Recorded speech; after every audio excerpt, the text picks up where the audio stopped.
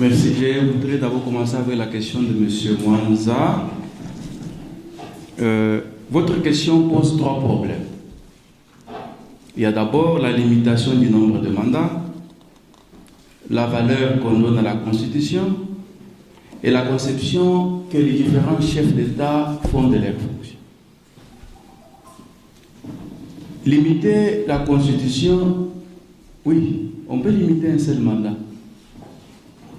Mais on sait le jeu qu'il y a en Afrique, c'est que celui qui est au pouvoir, avant la fin de son mandat, cherche à modifier la Constitution. Nous avons le cas de la Côte d'Ivoire, actuellement.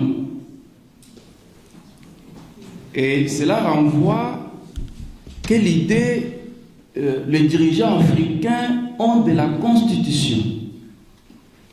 Je pense que dans ma thèse de doctorat, je disais qu'en Afrique, la Constitution est considérée comme un simple chiffon. Oui, ce n'est pas un problème du chef de l'État. Il la respecte quand il le veut et quand ça l'arrange. On a vu ça en RDC. On peut bien limiter le nombre de mandats, mais celui qui aura l'effectivité du pouvoir, vu l'image qu'il s'est fait de son pouvoir, parce qu'en Afrique, beaucoup de chefs d'État ont une conception à vie de la fonction présidentielle. Et quand on a cette conception-là, que c'est un pouvoir à vie, on se permet de tout. C'est-à-dire que nos dirigeants sont parfois ivres du lait. On sait que quand on a pris l'alcool, il faut attendre autant d'heures pour prendre le volant. Mais si on est ivre du lait, il faut attendre combien de temps? Voilà pourquoi il y a chaque fois des présidents qui quittent le pouvoir dans des conditions catastrophiques ou qui perdent de la vie en étant au pouvoir. Mais l'idée est bonne. Maintenant, tout dépend de ceux qui doivent respecter cette idée-là. La question de M. Jean Kitete, c'est quoi les causes? Je pense que j'ai fait une tribune dernièrement que j'avais intitulée « Le mal congolais, un pays aux immenses richesses face à une classe politique immature et controversée ». Bon, j'ai eu beaucoup de remarques de mes amis qui sont dans le FCC, alors que je n'avais pas cité si c'est FCC ou Gachi. Alors, c'est dire que nous avons un problème de la classe politique congolaise. Elle est constituée en grande partie par ce que je qualifie de trafiquants politiques qui ont fait de la politique un fonds de commerce pour se servir et non pas servir le peuple congolais. Une fois que la politique est conçue de cette manière-là, quand on arrive au pouvoir, la première démarche, je dois avoir autant de maisons, je dois avoir autant de femmes, et le peuple est utilisé que dans les discours. Et vous avez là la cause, c'est la première cause, c'est la cause même principale. C'est la classe politique. Alors quand vous connaissez les joueurs et leurs jeux, c'est très facile. À un moment donné, il faut que le peuple puisse prendre sa responsabilité. Parce que le pouvoir appartient au peuple. Hein? L'article 5 de la Constitution dit que la souveraineté nationale appartient au peuple et non pas aux dirigeants. Lors d'une élection, le peuple délègue sa souveraineté. Il ne cède pas sa souveraineté. Sa souveraineté, pardon. Le peuple délègue sa souveraineté aux dirigeants. Il leur délègue le pouvoir. C'est comme on dit qu'un peuple qui vote et qui ne décide pas n'est pas libre. Parce que les élections, c'est le moment où le peuple doit faire les contrôles. Le pouvoir que je t'avais donné, qu'est-ce que tu en as fait? Donc si le peuple n'arrive pas à contrôler celui à qui il a donné le pouvoir, ce peuple n'est plus libre. Donc c'est comme nous demandons des élections par lesquelles le peuple vote et décide. Il ne faut pas que ça soit quelque chose qu'on fait pour se faire bonne conscience, Nous savons, à l'époque, il y a un père parti État, même si on était encore jeune, mais dit, les résultats étaient connus même avant qu'on ouvre les bureaux de vote. Si je fais allusion à ce qu'avait dit le président, c'était un professeur aussi, le président Lissouba, ça fait des cas comme ça, où on sait qu'on fait des scénarios, mais quelque part, les résultats sont déjà connus. À quoi servent en ce moment-là les élections? Et la question de M. Jean-Paul Koufunda, oui, c'est vrai que le problème du Congo, c'est un problème de volonté politique. Les élections de 2018 nous ont produit un paradoxe. Nous avons un président qui vient de l'opposition et une majorité parlementaire qui vient du camp qui était au pouvoir. Moi, je me suis posé plusieurs questions. Comment le peuple congolais peut vouloir une chose et son contraire à la fois? On sait très bien que quand on analyse une élection, il y a ce qu'on appelle la psychologie électorale que peut avoir un électeur quand il sort de sa maison pour aller voter ou quand il arrive devant les bureaux de vote. L'électeur a une chose. Il arrive avec l'idée d'échanger ou de garder. Jamais un électeur qui va pour voter, dès qu'il prend son bulletin, il a l'idée, soit je garde une partie du non, non, soit il vient pour changer parce que ce qui s'est passé n'était pas bon, soit il vient pour garder. On a vu avant les élections 2018 qu'il y avait une volonté claire de changement au Congo. Personne ne peut dire le contraire. Je n'ai pas compris ce qui s'est passé dans les têtes, moi je n'ai pas voté, ce qui s'est passé dans les têtes des électeurs. Est-ce qu'ont-ils réellement fait ce choix d'un président venant de l'opposition en se disant que nous privons la majorité parce qu'en RDC, nous avons un régime qu'on appelle parlementaire. Ce régime peut fonctionner sous des systèmes, soit un système présidentialiste qui a été là quand Kabila était au pouvoir parce qu'il était le maître de tout et décidait de tout, soit un système parlementaire où tout se passe au niveau des chambres. Quand nous lisons attentivement la constitution congolaise, vous vous rendez compte que le président congolais a moins de pouvoirs propres, les pouvoirs qui dépendent de son initiative propre. Il a beaucoup plus de pouvoirs partagés. On a beaucoup suivi l'actualité sur les ordonnances signées ou par le Conseil des ministres, parce que beaucoup de pouvoirs sont partagés. Et dans une telle configuration, quand vous donnez le pouvoir au président et vous privez la majorité parlementaire qu'il a besoin pour faire des réformes nécessaires. Et nous avons cette situation-là qui se présente devant nous. Est-ce que c'est une situation qui a été voulue par les Congolais eux-mêmes ou c'est une situation qu'on a voulu imposer aux Congolais? Et c'est Dieu nous dira ça un jour. Et sur la question de Madame Bernadette, l'état de droit est-il encore une réalité ou mythe par rapport aux élections?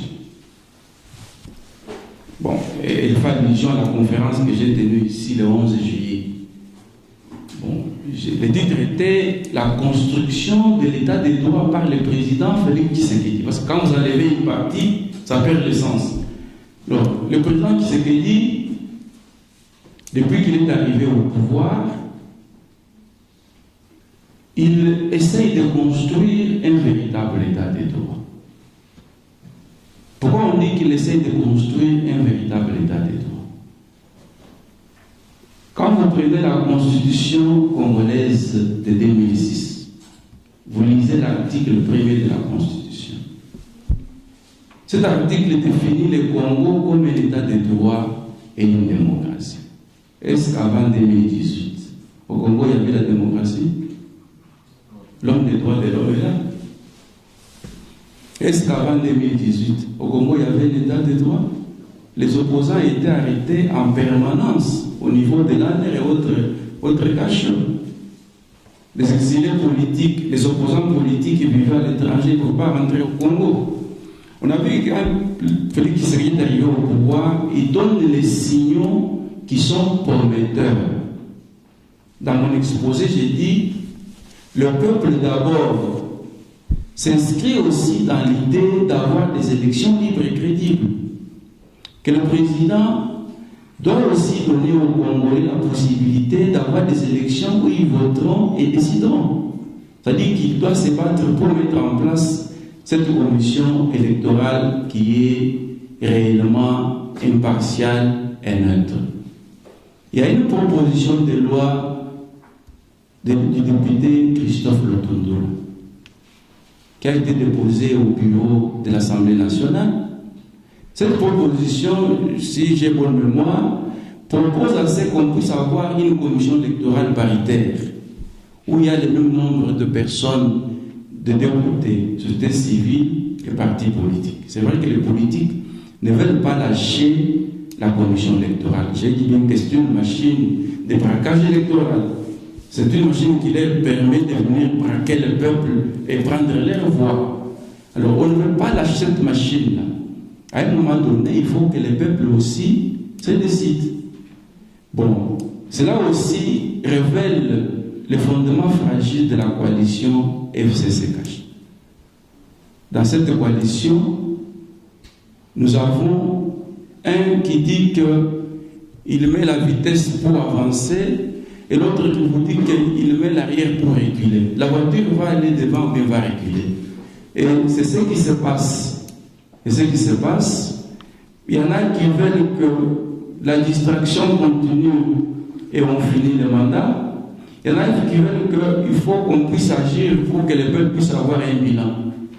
Mais je l'ai toujours dit qu'à la fin du quinquennat, le bilan qui est attendu n'est pas le bilan de la coalition. C'est le bilan du président Félix Tshisekedi. C'est le président qui doit voir ce qui se passe et tirer toutes les conséquences, toutes les leçons nécessaires qui s'imposent. Parce qu'il a le pouvoir de tirer ces leçons. Je crois avoir répondu aux questions qui étaient posées. Le président Félix Tshisekedi a été élu.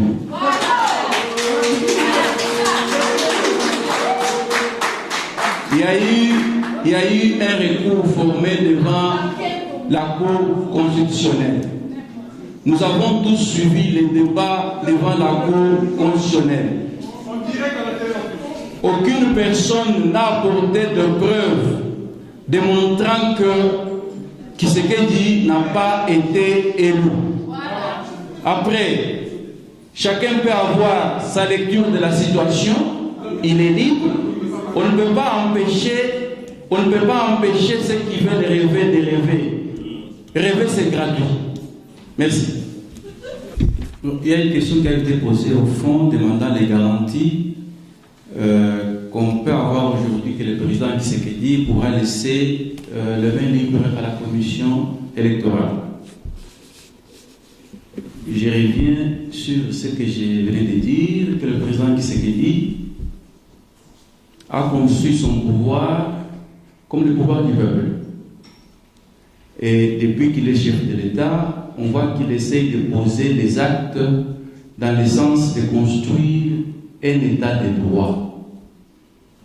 C'est vrai, l'état de droit, on ne le construit pas dans une année, dans 2 ans.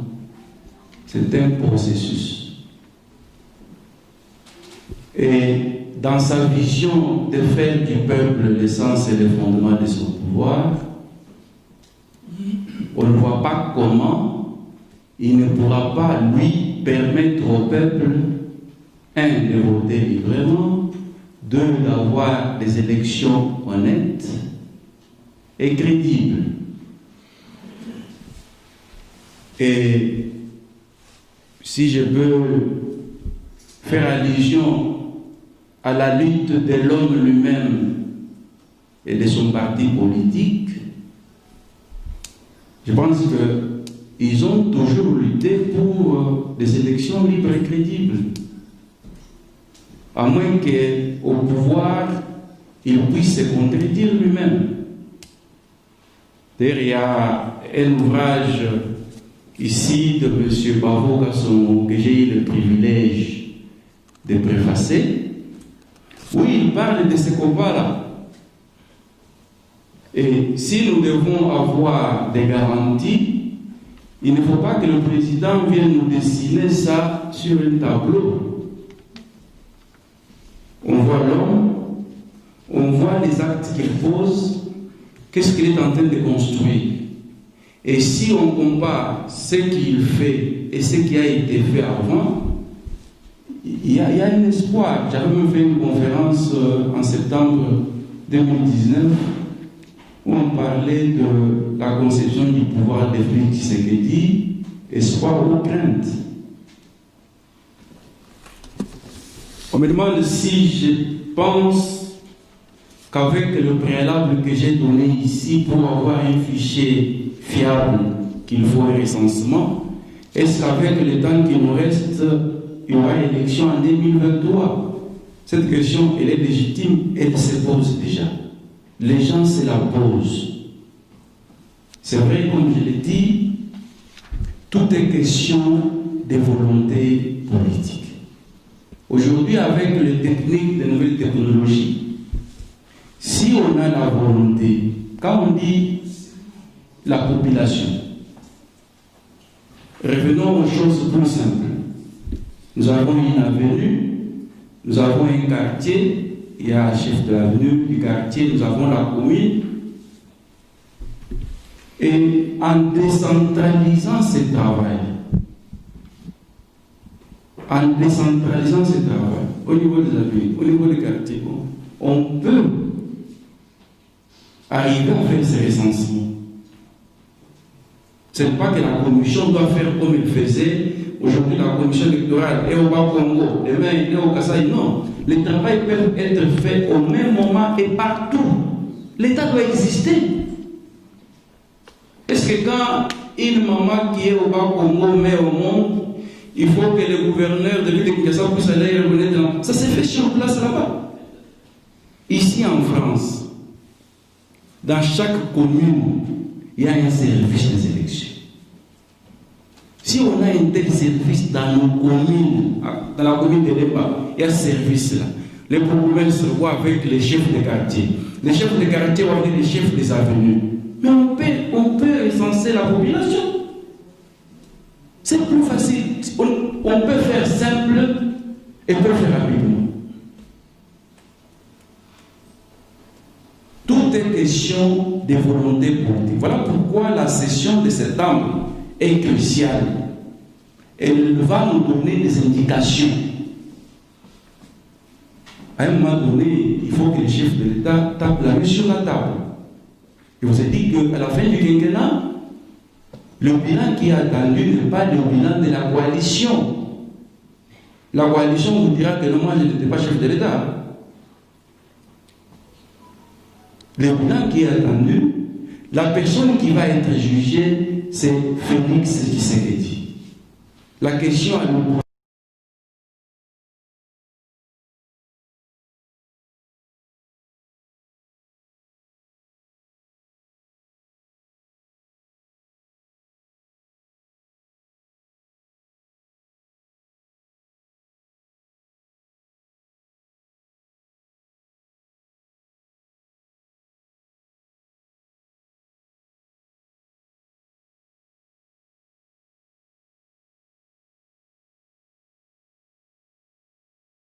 Démocratique. Quand vous voyez la décentralisation telle que c'est écrit dans notre constitution, c'est plus comme que la France. C'est plus que la France. Maintenant, il y a la théorie et il y a la pratique. On ne peut pas avoir le changement sans le changement de mentalité. C'est aussi ça. Maintenant, quand le président de la République essaye de poser des bases pour construire cet état de droit, cela n'est pas seulement la question du président de la République, c'est la question de tous les Congolais. Je donne un exemple. On a vu là un spectacle désolant. Si nous sommes là un petit groupe, on ne peut pas s'attendre pour un petit problème, ça pose question. La séparation des pouvoirs est prévue dans le texte. Maintenant, il faut que ça puisse suivre. On vient d'un régime où la séparation était théorique. Maintenant, on a un président qui cherche à poser des bases pour qu'on puisse avoir une réelle séparation des pouvoirs. Chaque pouvoir s'occupe de ses attributions. Bon, on espère qu'on va y arriver. La question de M. Fiston. Oui, c'est vrai que la question du recensement se pose. Ce n'est pas parce que c'est les combattants de l'UDPS qui demandent, non. Toute la population congolaise, enfin, la population qui est digne d'être congolaise a besoin de ces recensements. Même pour définir les politiques publiques au ministère du Plan, on a besoin de connaître il y a combien de Congolais. Même si on met en dehors les élections, au ministère du Plan, pour définir les politiques publiques. Vous devez savoir il y a combien de Congolais. Nous avons un problème de carte d'identité. Je ne vous informe pas qu'au Congo, l'état civil est dans les coins de chaque rue. Tu peux arriver au coin de la commune et tu rentres avec l'acte de naissance. Tout ça, on doit voir. Et le recensement s'impose dans un pays où les derniers recensements, d'ailleurs, il était, celui que Mobutu a fait, je crois, en 1984, il était partiel dans quelques provinces. Il n'était même pas partout. Le mal est profond. Le mal est profond. Quand vous demandez aux gens, on est combien de Congolais? Environ. Moi, j'en ai marre des termes environ. Qu'on montre les statistiques. Et la question de madame sur la validation, invalidation, validation des députés. Mais c'est un spectacle désolant pour une haute cour. La Cour constitutionnelle était censée rendre les décisions en premier dernier ressort. On a vu à l'époque le président Luamba disait qu'on pouvait corriger les erreurs matérielles. C'est aussi une preuve que la volonté politique pour des élections crédibles n'existe pas. C'est aussi une preuve comment nos dirigeants conçoivent leur pouvoir, comment nos présidents conçoivent la fonction présidentielle. Quand la fonction présidentielle est conçue comme un pouvoir personnel, où les chefs de l'État considèrent l'État comme un patrimoine propre, mais on arrive là. Parce que tous les chefs de l'État qui décident, dans un État de droit, les juges obéissent qu'à la loi. Point. On a vu ici l'ancien président de la République sera correctionnel. Et combattre les antivaleurs, bon, c'est une question intéressante. Ce n'est pas une personne qui doit combattre les antivaleurs. C'est la mentalité générale. C'est la mentalité générale. Quand quelqu'un se réveille le matin, il va voir un juge pour lui dire que non, prenez l'enveloppe de $1000 pour me faire un jugement en ma faveur. C'est la mentalité générale. Je suis parti à Kinshasa en 2016. Je demande à un ami, mais celui qui prend la peau des bananes et jette sur la rue, c'est quelqu'un qui a demandé, il me dit, mon cher, il ne faut pas mener vos mentalités de l'Europe là ici. Je ne vais pas en Europe. Voilà. C'est la mentalité générale. Les antivaleurs, les chefs de l'État peuvent bien crier comme ils crient, peuvent bien faire. Mais si nous, Congolais, on ne prend pas conscience, on ne fait qu'un cercle vicieux. Pour mettre chacun de nous, les parents, pour mettre la discipline dans nos propres maisons, on essaie d'inculquer une culture aux enfants. Ça ne se décrète pas. On doit fabriquer ça. Je crois avoir répondu aux questions qui m'ont été posées. Il m'a été demandé comment on peut faire pour adapter les schémas politiques, je pense, pour notre pays, pour la corruption électorale. Bon, chaque schéma a des avantages et des inconvénients. Une institution est faite par les hommes. Je l'ai dit que l'intégrité de l'institution dépend de l'intégrité des hommes. La commission n'a pas de problème. C'est ce qui compose la commission qui pose problème. Notre commission électorale est caractérisée par la corruption. Je ne sais pas, il faut appeler ça comment. Et nous devons avoir des gens qui ne sont pas correctés. Il nous faut des gens intègres. Nous avons déjà un qui est là. Donc il nous faut des gens intègres. Nous aurons une commission électorale crédible. C'est vrai, un schéma qui est apolitique réduit l'influence politique parce qu'il n'y a pas les membres des partis politiques.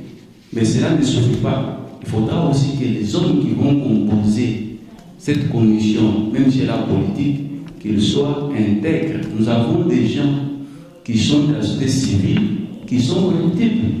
Je ne cite pas les noms.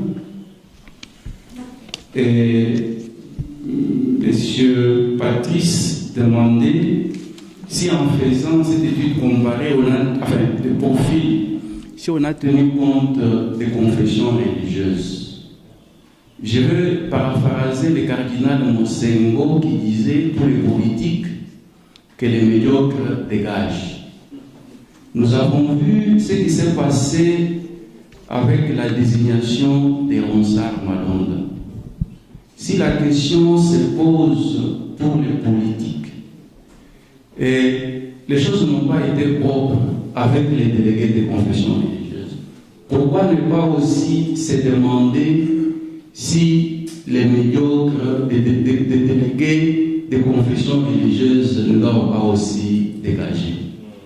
Je pense moi-même, en tant que catholique, avoir contacté un prélat catholique pour lui montrer mon indignation et lui dire que j'avais honte d'être catholique. Le professeur Konaté, que je salue l'amitié qu'il nous fait d'être là, lui qui est sénégalais, il demande l'implication, notre implication et l'implication de la salle. Cette implication est déjà témoignée de voir les gens se déplacer dans ce contexte difficile. Il y en a qui m'ont appelé aujourd'hui me disant que vous aurez la salle vide, que les gens ne viendront pas. Je lui ai dit, vous connaissez moi les Congolais, quand il s'agit de leur pays, ils se mobilisent. Et la preuve est là.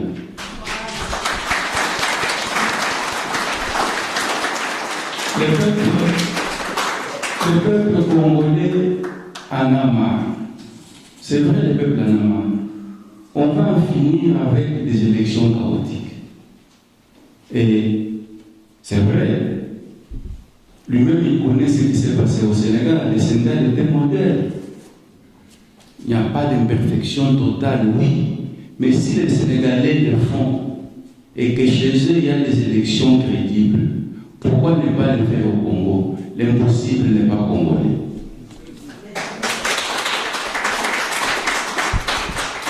Quant au professeur Guy Mpassi, que j'ai salué aussi l'amitié, j'ai dit en introduisant mon exposé que les peuples qui votent mais qui ne décident pas n'est pas libre. Le vote, c'est le seul moyen qu'on donne à la population de s'exprimer. Et que quand nous demandons qu'on puisse avoir une commission électorale qui est crédible, qui est impartiale, qui est nette, parce que la commission électorale est au départ la maison du peuple. C'est pourquoi on appelle institution d'appui de la démocratie. Nous voulons que cette commission soit réellement la maison du peuple. Et une fois qu'on aura une telle commission qui va respecter la volonté du peuple, une fois que la commission a respecté la volonté du peuple, je ne vois pas la Cour constitutionnelle changer ce que la maison du peuple aurait déjà décidé. Quant à la question, est-ce qu'il y a...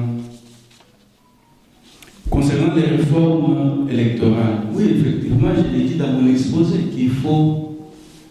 Nous ne devons pas, en toute conscience, dire qu'on a observé, oui, on regarde, avançons seulement. Non, nous devons, en toute responsabilité, devant cette situation, prendre les décisions qui s'imposent.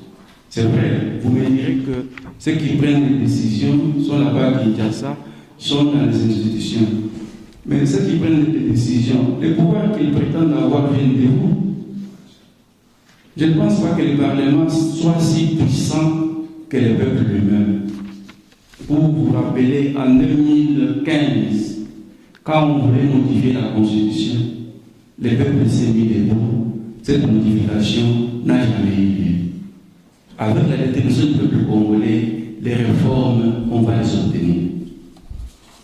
La question qui m'est posée par mon ami et collègue Célestin Porto, bon, peut-être il a suivi de même mon exposé, j'ai démontré qu'il s'agisse des élections de 2006, de 2011, de 2018, ça a été chaotique. La transparence n'a pas été au rendez-vous. D'ailleurs, le changement qui est intervenu au sommet de l'État, ni n'était la mobilisation du peuple, ni n'était la détermination du peuple. Ces changements ne seraient pas arrivés. Parce qu'on avait déjà un dauphin qui nous avait été présenté comme si on était dans un royaume. Alors, il ne faut pas désespérer, tout reste. C'est un combat. Instaurer l'état de droit, ce n'est pas seulement un discours, ce n'est pas seulement une décision qu'on décrète, c'est un processus. Et ce processus concerne tout le monde. C'est d'abord l'affaire du peuple lui-même, avant d'être l'affaire du chef de l'État. Je vous remercie. Merci beaucoup. C'est par ces mots que nous allons conclure cette conférence. Nous vous remercions sincèrement d'avoir répondu massivement à celle-ci. Toutefois, il y a encore une question qui nous traînerait parmi nous. Et je sais déjà en ce qui me concernerait que je risquerais de... Allez. Il y en a qui demandent par rapport au livre que j'ai préfacé, on me dit qu'il y a des exemplaires sur place. S'il y en a qui veulent acheter pour que je puisse les dédicacer, ils peuvent le faire voir avec M. Babokasson. Donc je disais qu'il y a pas mal encore de questions qui sont en reste. Déjà, il y a la question de notre jeune frère ici qui a pas trouvé sa réponse.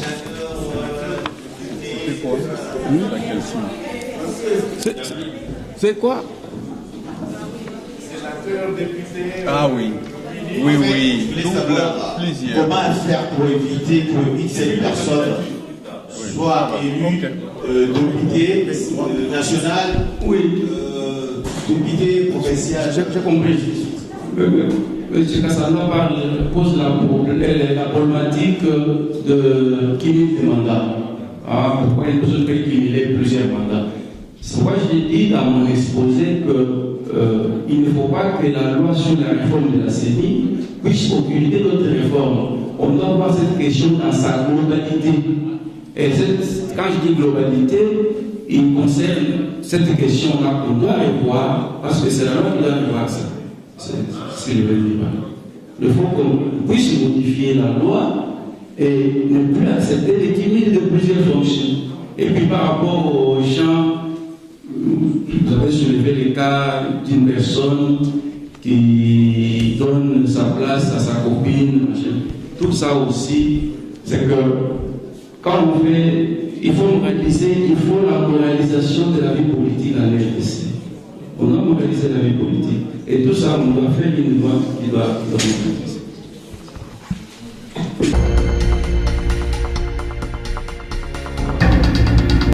Merci pour cette interview. Les débats étaient vifs, vous l'avez suivi. Si on doit faire le bilan de la CENI depuis sa création jusqu'à ce jour, c'est un bilan qui est négatif. On doit le dire à haute voix. La CENI était censée être une institution d'appui à la démocratie, un organe neutre et impartial dans l'organisation et la gestion des élections en RDC. On a vu ce qui s'est passé en 2006, ce qui s'est passé en 2011 et ce qui s'est passé en 2018. La transparence n'a pas été au rendez-vous. Je pense que l'heure est venue pour faire le bilan de ce qui s'est passé et se poser les bonnes questions. Aujourd'hui, il faut réformer la CENI. Il faut la réformer en profondeur. Les Congolais ont besoin d'avoir des élections où ils votent et décident, et non pas des élections où ils votent mais ne décident pas. C'est ce qu'on a parlé aujourd'hui. On doit revoir la composition de la CENI, on doit revoir la loi électorale elle-même pour qu'un jour au Congo, on puisse avoir des élections qui sont réellement crédibles et transparentes. C'est une des causes, et n'est pas la seule cause de ce qui se passe. Dans sa composition actuelle, la CENI a 13 membres. Parmi les 13 membres, il y a 3 qui viennent de la société civile et 10 qui sont les représentants des partis politiques. On comprend déjà que la composition est majoritairement politique. Donc, comment est-ce qu'on peut avoir une CENI neutre et impartiale quand sa composition est majoritairement politique? Il y a aussi le problème de la désignation du président de la CENI par les confessions religieuses. On ne connaît pas quels sont les critères objectifs impersonnels sur base duquel on doit choisir le président de la CENI. C'est comme si la désignation du président dépend des caprices des uns et des autres, dépend des critères qui sont à géométrie variable. Tout ça, ça pose problème. Et aussi, il y a notre classe politique. Notre classe politique est constituée essentiellement des trafiquants politiques. Ceux qui ont fait de la politique un fonds de commerce et non un service à rendre à la population. Il est temps de revoir tout ça. Moi, comme conseil à adresser aux autorités congolaises, il est temps de revoir les choses. Il est temps de réformer notre système électoral. Les choses ne marchent pas bien. D'ailleurs, on l'a vu, les contestations qu'on a vues dans les rues de Kinshasa et partout ailleurs. On doit revoir le système électoral. Les élections, c'est un moyen qui permet au peuple de s'exprimer. Il ne faut pas étouffer, il ne faut pas que ce soit opaque. La population ne comprend absolument rien dans ce qui se passe. On doit revoir le système, il faut les rendre transparents. Alors, je demande au président de la République, à la présidente de l'Assemblée nationale, au président du Sénat, au Premier ministre, que vous avez un rendez-vous avec l'histoire.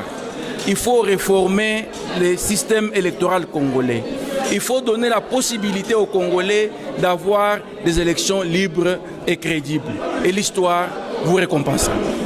Je voudrais, pour terminer, remercier les autorités de la RTNC et M. Jean-Pierre Onema de l'émission Écho d'Europe pour la couverture médiatique de cet événement. Et nous ferons des recommandations que nous enverrons aux autorités congolaises concernant les réformes qu'il faut envisager. Nous devons nous engager dans une voie de réforme. Nous avons des choix devant nous. Soit on garde le système tel qu'il est et on va tout droit aux crises à répétition, soit on change les choses pour avoir une paix durable et des élections crédibles au Congo demain. Merci beaucoup. Merci beaucoup.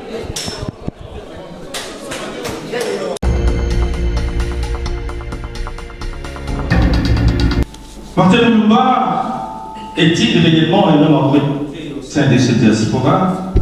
C'était la question que je me posais au risque de me répéter auprès de nos habitués dans nos différentes conférences. Toutefois, je me donne le pouvoir honorer la personne. Martin Lumumba est un homme qu'on ne présente plus, je l'ai dit. C'est une figure connue au sein de la diaspora. Une figure qu'on a déjà aperçue sur le plateau de télévision internationale et panafricaine, notamment sur TV5 Monde, France 24, Télé Sud, Afrique 24 et autres chaînes, pour parler de la République démocratique du Congo, principalement de la construction de l'état des droits et de la démocratie qui sont ses domaines de prédilection. Martin Mulumba est docteur et chercheur en droit public à l'université Paris 1 Panthéon-Sorbonne. Il a une spécialité en droit constitutionnel des institutions politiques. Il a fait une thèse à l'université Paris 1 Panthéon-Sorbonne, une thèse qui a porté sur la conception de la fonction présidentielle en République démocratique du Congo. Martin Mulumba, évidemment parce qu'il s'agit de lui, est le premier Congolais qui a été choisi pour prendre la parole à la rentrée solennelle de l'école doctorale de droit à la Sorbonne, et il est, de ce point de vue, une fierté pour notre République démocratique du Congo en général et de la diaspora congolaise en particulier. En plus de son doctorat en droit constitutionnel, il est aussi détenteur d'un master en administration d'élections et bonne gouvernance, toujours obtenu à la Sorbonne. Donc, il n'est pas seulement que constitutionnaliste, mais il est aussi spécialiste des élections. Une expertise que la République démocratique du Congo a besoin. Outre sa casquette de chercheur à l'université, Martin Mulumba est aussi avocat de profession. Et à ce titre, il est l'avocat qui a assisté et défendu en 2002 devant la Cour d'ordre militaire de la République démocratique du Congo, le seul et unique témoin qui était présent avec le président Laurent Désiré Kabila, de triste mémoire, au moment de son assassinat dans son bureau du palais de Marbre à Kinshasa, République démocratique du Congo. Donc, comme avocat de la défense, Martin Mulumba a toujours milité pour la défense des droits de l'homme.